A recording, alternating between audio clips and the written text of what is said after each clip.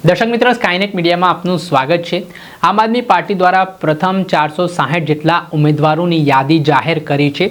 આ ઉમેદવારો જાહેર થયા બાદ હવે આજે પત્રકાર પરિષદ આમ આદમી પાર્ટીના ધારાસભ્ય ગોપાલ ઇટાલિયાએ કરીને તેમણે પોલીસ ઉપર ગંભીર આક્ષેપો કરવાની શરૂઆત કરી છે, જેમાં ગોપાલ ઇટાલિયાના આરોપ છે કે વિવિધ જિલ્લાઓમાં જ્યાં ઉમેદવારોના નામ જાહેર થયા છે ત્યાં પોલીસ દ્વારા એ ઉમેદવારોની હેરાનગતિ કરવામાં આવી રહી છે, તેમના ડેટાઓ મંગાવવામાં આવી રહ્યા છે। સાથે જ આમ આદમી પાર્ટીમાં શું ચાલી રહ્યું છે તે મામલે અધિકારીઓ દબાણ કરતા હોય તે પ્રકારના આક્ષેપો તેમણે કર્યા છે।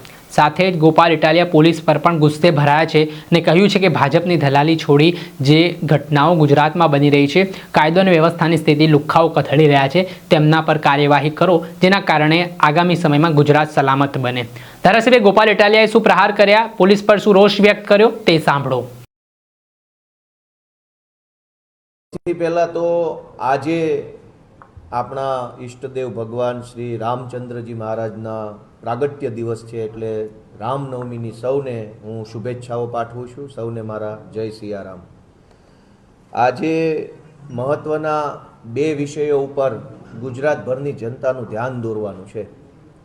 ગઈકાલે વિધાનસભામાં મારો એક તારાંકિત પ્રશ્ન હતો, પ્રશ્ન ક્રમાંક 68થી મેં એક પ્રશ્ન પૂછ્યો હતો અને ગૃહમંત્રીએ મને લેખિતમાં જવાબ આપ્યો। જોકે એની વિધાનસભામાં ઊંડાણપૂર્વક ચર્ચા ઊભા થઈને જે કરવાની હોય એ નથી થઈ શકી સમયના અભાવે, પરંતુ જવાબ જે આવ્યો એ ચોંકાવનારો છે। મેં એવું પૂછ્યું હતું કે અમદાવાદ અને સુરત જિલ્લામાં આખામાં કેટલા લોકોએ સ્વરક્ષણ હથિયારનું લાયસન્સ લીધું છે પોતાના માટે, સિક્યુરિટી ગાર્ડ કે પાક રક્ષણ કે અન્ય કોઈ લાયસન્સની વાત નથી કરી, માત્ર માણસ પોતે કમરે લટકાવવાની રિવોલ્વરના લાયસન્સો કેટલા લોકોએ લીધા છે। અને મને સરકારે આશ્ચર્યજનક આંકડો આપ્યો કે અંદાજે સુરતની અંદર 2900 લોકો અને અમદાવાદમાં 5100 લોકો, એમ કુલ મળીને લગભગ 8000 લોકો પાસે હાલમાં રિવોલ્વરના લાયસન્સ છે અને 1000 અંદાજે 1000 કરતાં પણ વધુ લોકોએ નવા હથિયારો મેળવવાની અરજી આપી છે। અને આ જે કાંઈ 8000 લોકો પાસે હથિયારો છે એ 8000 લોકોએ સરકારને એવી અરજી આપી હોય કે મારા જીવને જોખમ છે, મારા મિલકતને જોખમ છે, મારા ઉપર ભય છે, માટે મને બંદૂક આપો। સરકારે એને મંજૂરી આપી તો જ એની પાસે હથિયાર આવ્યું। આ આંકડો ખાલી સુરત અને અમદાવાદ બે જિલ્લાનો છે, રાજકોટ, મોરબી, ભાવનગર, જામનગર એનો આંકડો તો હજુ બાદ। આ આંકડો એવું બતાવે છે કે ગુજરાતના જે કોઈ પણ સુખી સંપન્ન લોકો છે એમને ગુજરાતની પોલીસ ઉપર કોઈ ભરોસો નથી, કાયદો વ્યવસ્થા ઉપર ભરોસો નથી, સરકાર ઉપર કોઈ ભરોસો નથી, એમને પોતાના કમરે રહેલી રિવોલ્વર ઉપર જ ભરોસો છે। કેમ કે જો એમના ઉપર ગુંડાઓ, લુખ્ખાઓ, લફંગાઓ, બદમાશો કોઈ હુમલો કરશે તો પોલીસ કે સરકાર એમને નહીં બચાવે। એમને એટલે જ પોતે રિવોલ્વર રાખીને ફરે છે કે મારું રક્ષણ હું પોતે કરીશ, મને કોઈના પર ભરોસો નથી। અને જો સરકાર પણ એવું માનતી હોત કે લોકોની સુરક્ષાની જવાબદારી સરકારની છે, તમારે પોતે ચિંતા નથી કરવાની, તો સરકાર આ રિવોલ્વરના લાયસન્સ આપવાના બદલે વટથી એમ કહેત કે કોઈ જરૂર નથી લાયસન્સની, જાઓ બિંદાસ ફરો રાજકોટની, અમદાવાદની, સુરતની બજારમાં, કંઈ થાય તો અમારા ઇન્સ્પેક્ટરો બેઠા છે। પણ સરકારે બાંહેધરી આપવાના બદલે લાયસન્સ આપી દીધું કે તમે તમારું કરો પોતે। આ તો 8000 લોકો છે અને આ તો બે જિલ્લાના છે। મારું એવું માનવું છે કે ગુજરાતમાં લગભગ 1 લાખ લોકો અંદાજે રિવોલ્વરના લાયસન્સ લઈને ફરતા છે। મારો આવો અંદાજ છે, કદાચ આંકડો વધુ હોય અથવા ઓછો પણ હોય, પણ ગુજરાતમાં ગન કલ્ચર જેવું યુપી બિહારમાં ગન કલ્ચર છે કે દરેક માણસ કટ્ટા લઈને રખડે છે અને ગમે ત્યારે ભડાકા કરે। આ પરિસ્થિતિનું નિર્માણ કેમ થયું કે લોકોએ લાયસન્સો લઈને, હથિયારો લઈને ફરવું પડે છે? આટલી મોટી પોલીસ શેના માટે છે? તો આજે હું એ તમને બતાવવા આવ્યો છું કે પોલીસ લોકોના રક્ષણ માટે નથી, પોલીસ લોકોને સુરક્ષા આપવા માટે નથી। પોલીસનો આખા ગુજરાતમાં ઉપયોગ માત્ર અને માત્ર આમ આદમી પાર્ટીના નેતાઓને પકડવા, ધમકાવવા, ડરાવવા, જેલમાં પૂરવા, એમને જેલમાં પૂર્યા પછી પણ તકલીફો આપવા માટે આખા ગુજરાતમાં પોલીસનો ઉપયોગ થઈ રહ્યો છે। જનતાને ભગવાન ભરોસે છોડી દેવામાં આવી છે। જનતાનું જે થવું એ થાય, બુટલેગરો જે કરવું હોય તે કરે, ડ્રગ્સનું જે થવું એ થાય।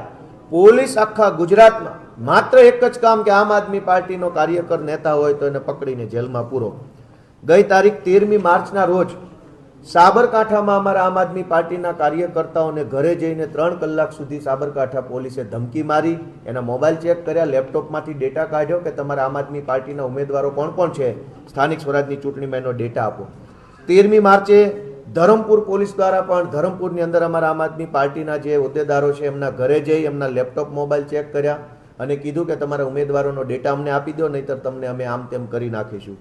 13મી માર્ચે વાંસદાની અંદર અને અમદાવાદમાં પણ અમદાવાદ પોલીસ ને વાંસદા પોલીસ દ્વારા અમારા કાર્યકર્તાઓને ધમકી મારવામાં આવી ઘરે જઈને, અને ત્યારબાદ પોલીસ સ્ટેશને લઈ જઈ 4 કલાક બેસાડી રાખવામાં આવ્યા અને કીધું કે આમ આદમી પાર્ટીનો બધો ડેટા અમને આપી દો. 14મી માર્ચે પાલનપુરની અંદર અમારા આમ આદમી પાર્ટીના જે હોદ્દેદારો છે એમના ઘરે જઈ પોલીસે એમનો પણ મોબાઈલ લઈ લીધો, ડેટા ચેક કર્યા અને તમારા ઉમેદવારોની યાદી અમને આપી દો અને તમને અમે જેમ કહીએ એમ કરો, નહીંતર અમે તમને ખોટા કેસમાં ફિટ કરી દઈશું, એવી ધમકી મારી. 15મી માર્ચે સુરેન્દ્રનગર પોલીસે અને ચોટીલા પોલીસે સુરેન્દ્રનગર અને ચોટીલાની અંદર કાર્યકર્તાઓને પોલીસ સ્ટેશને બોલાવી ધાકધમકી કરી, ઘરે જઈને ધાકધમકી કરી. એમની પાસેથી પણ વિધાનસભા અને જે ડેટા છે કાર્યકર્તાઓનો ઉમેદવારોનો ડેટા દાબ દબાણથી માંગવાની કોશિશ કરી.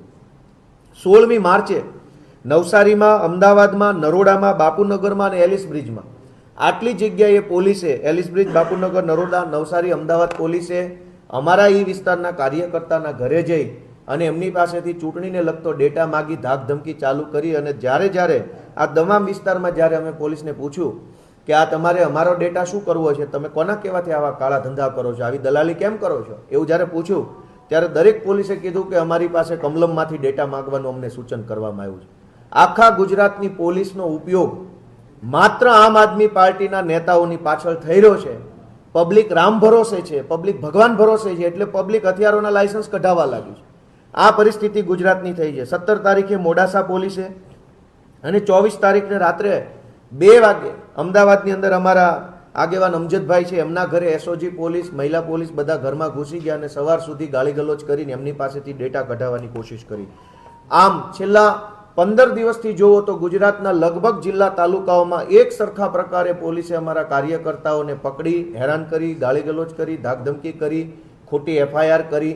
આમ આદમી પાર્ટીના ઉમેદવારો કોણ છે સ્થાનિક સ્વરાજમાં, કોર્પોરેશનમાં, નગરપાલિકામાં એનો ડેટા કઢાવવાની કોશિશ કરી અને કમલમ સુધી આ ડેટા પહોંચાડવા માટે દલાલો બની, ગુલામો બનીને કામ કર્યું છે.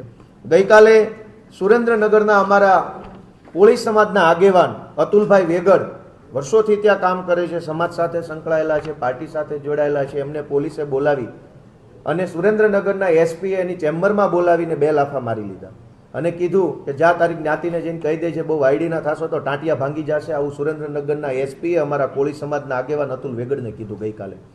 એની સાથે સાથે અમારા લોહાણા સમાજના આગેવાન કમલેશભાઈ કોટેચા પણ ત્યાં કામ કરે છે. ગઈકાલે સુરેન્દ્રનગરના એસપીએ એને પોતે ધમકી મારી ચેમ્બરમાં બોલાવીને અને એણે એમ કીધું કે અમને ભાજપનો સપોર્ટ છે, તું બહુ ભાજપની વિરુદ્ધમાં વધારે પડતું બોલીશ તો તારો સુરેન્દ્રનગરની બજારમાં વરઘોડો કાઢવામાં આવશે, એટલે તું તારી મર્યાદામાં રહેજે. દીપકભાઈ ચિહલા છે અમારા આગેવાન અને કુણાલભાઈ શાહ છે, પત્રકાર છે, આરટીઆઈ એક્ટિવિસ્ટ છે. આ બધાને સુરેન્દ્રનગરના એસપીએ બોલાવી, ચેમ્બરમાં બોલાવી, ધાકધમકી કરી, પોતે માર મારી, બીજા પોલીસવાળા પાસે માર મરાવીને એવી ધમકી આપી કે તમે આમ આદમી પાર્ટીનો ઝંડો લઈને નીકળ્યા છો એ બંધ કરી દેજો. કેમ કે આ અતુલભાઈ, અમારા કમલેશભાઈ, દીપકભાઈ, આ બધાને હમણાં જ આમ આદમી પાર્ટી દ્વારા સુરેન્દ્રનગર મહાનગરપાલિકાના ઉમેદવાર જાહેર કરવામાં આવ્યા છે અને એમને પોલીસ એવું ધમકાવે છે કે તમે આમ આદમી પાર્ટી છોડી દો અને આમ આદમી પાર્ટીનું કામ કરવાનું બંધ કરી દો, નહીતર તમારા ઉપર ખોટી એફઆઈઆરો કરી અમે તમને જેલમાં પૂરી દઈશું. દોસ્તો, મારે જણાવવું છે કે પોલીસનો આ ધંધો છે. આ કામ કરવા માટે પોલીસના યુનિફોર્મ પહેરીને ફરીએ છીએ. આપણે શપથ લીધી હતી તો આવા ધંધા કરવાની શપથ લીધી હતી. આખા ગુજરાતની પોલીસ અત્યારે જનતાને રામ ભરોસે મૂકી, જનતાને ગુંડાઓના હવાલે કરી દઈ, જનતાને બુટલેગર, માફિયા, તોડબાજોના હવાલે છોડી દઈ, માત્ર ને માત્ર એસપી, આઈજી લેવલના, ડીવાયએસપી લેવલના અનેક અધિકારીઓ માત્ર ને માત્ર રોજ જાગીને આમ આદમી પાર્ટીના કાર્યકર્તાઓની પાછળ પડ્યા છે. મેં તમને ડેટા આપ્યો અને જનતા હથિયાર લાયસન્સો લઈ રહી છે. આ પરિસ્થિતિની અંદર ગુજરાતભરની જનતાને મારી એક જ વિનંતી છે કે આમ આદમી પાર્ટી આંદોલનમાંથી નીકળેલી પાર્ટી છે. અમે લડાયક માણસો છીએ. કોઈ એસપી આઈજીને દમદાટીથી બી જવાવાળા અમે નથી. અને જે એસપી આઈજી ભાજપની દલાલી કરે છે એને જોઈ લઈશું, શુદ્ધ ગુજરાતીમાં જોઈ લઈશું. એ કોઈ ટેન્શન નથી. સમય બદલાશે ત્યારે મોઢા હંતાડતા નહીં આવડે જે લોકો આજે ભાજપની દલાલી કરે છે એમને. પણ સવાલ એ છે કે જો પોલીસ ભાજપની દલાલ બનીને કામ કરે અને જનતાને ગુંડાઓના હવાલે સોંપી દેવામાં આવે, ગમે ત્યારે ખૂન થઈ જાય, ગમે ત્યારે અહીં રાજકોટમાં એક વેપારીની હમણાં હત્યા કરી નાખી થોડાક દિવસ પહેલા, ખુલ્લેઆમ છરીઓ મારી દેવામાં આવે છે, તો પોલીસ કંઈ નહીં કરે. અને આ પરિસ્થિતિમાં જનતા હવે પોતે હથિયારોના લાયસન્સ લેવા લાગી છે. એનો ડેટા મને ખુદ ગૃહમંત્રીએ આપ્યો છે. ત્યારે એક જ વિનંતી છે કે આ સ્થાનિક સ્વરાજની ચૂંટણી ભાજપ એક યુદ્ધની જેમ લડવા જઈ રહી છે, ત્યારે અમે પણ આ યુદ્ધ માટે તૈયાર છીએ. જનતાને વિનંતી છે કે આ યુદ્ધની અંદર સત્ય, ન્યાય, નીતિનો સાથ આપે, ઝાડુનો સાથ આપે, આમ આદમી પાર્ટીનો સાથ આપે.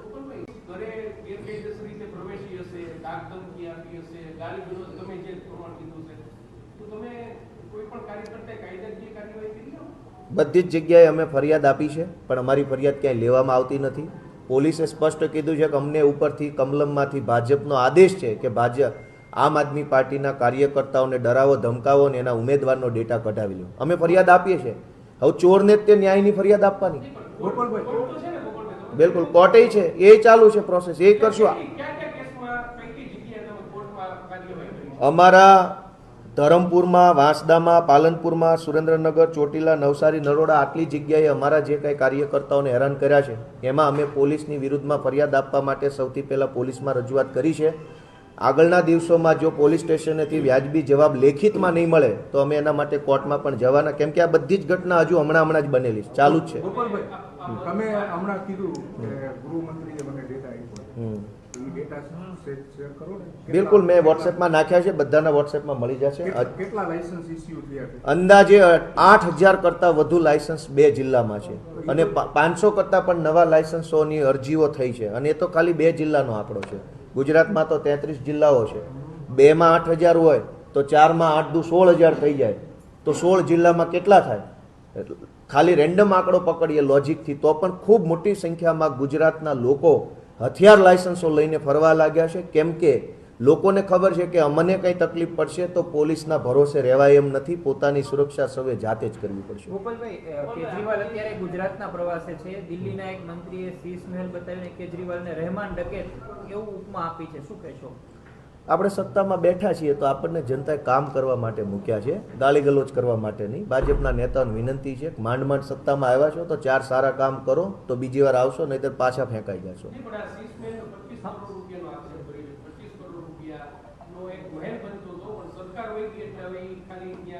પ્રદર્શની તરીકે રાખી વાર્તારે વાર્તા છે ભાઈ. અહીંયા ભાજપના કોર્પોરેટરોએ 100 કરોડનું કરી નાખ્યું છે અને તમે મુખ્યમંત્રી ઉપર 25 કરોડના આરોપ લગાવતા શરમ નહીં આવતી? અહીં ભાજપમાં જે રાડાના મકાનો છે, જે સરકારી મકાનો, એમાં ભાજપના કોર્પોરેટરોએ કેટલા કરોડનું કરી નાખ્યું રાજકોટમાં જ. એ જ પાર્ટીના લોકો મુખ્યમંત્રી પર 25 કરોડનો આરોપ લગાવશે, શરમ આવી જોઈએ. રાજકોટ ભાજપના કોર્પોરેટરોને ખિસ્સા ખંખેરે તો 100-200 કરોડનો માલ કમાયા. ખાલી કોર્પોરેટર લેવલના માણસો 100-200 કરોડની કાળી કમાણી કરી લેતા હોય, મુખ્યમંત્રી પર 25 કરોડનો આરોપ લગાવતા હોય, તો એનો મતલબ સમજી લો કે અરવિંદ કેજરીવાલ દેશના સૌથી કટ્ટર ઈમાનદાર વ્યક્તિ છે, હતા અને રહેશે. ને તો હવે તો કોર્ટમાંથી જજમેન્ટ આવેલું છે, કોર્ટે કહી દીધું કે નિર્દોષ માણસ છે, પછી ક્યાં કોઈ આરોપની વાત રહી? એમની રહેમાન ડકેત આ શબ્દ પ્રયોજવો, હવે જેને પ્રયોજ્યો એ ભાઈ એના પોતાના પરિવારમાં જે રીતની એને પાલન પોષણ થયું હોય એ પ્રકારના શબ્દો વાપરે. આપણે સાંભળેલા વિસાવદરના આમ આદમી પાર્ટીના ધારાસભ્ય ગોપાલ ઇટાલિયા જેઓ આક્રમક ભૂમિકામાં જોવા મળ્યા છે અને જે તેમના ઉમેદવારોને હેરાનગતિ કરવામાં આવતી હોય તેવા આક્ષેપો તેમણે લગાવ્યા છે અને કહ્યું છે કે આગામી સમયમાં આ બાબતે જે હેરાનગતિ ઉમેદવારોને થઈ રહી છે તે જો બંધ કરવામાં નહીં આવે તો પછી તેઓ કાયદાકીય લડત પણ ચલાવવાના છે. દર્શક મિત્રો, આવા જ નવા વિડીયો સાથે આપને માહિતગાર કરતા રહીશું, એટલે સ્કાયનેટ મીડિયા જોતા રહો.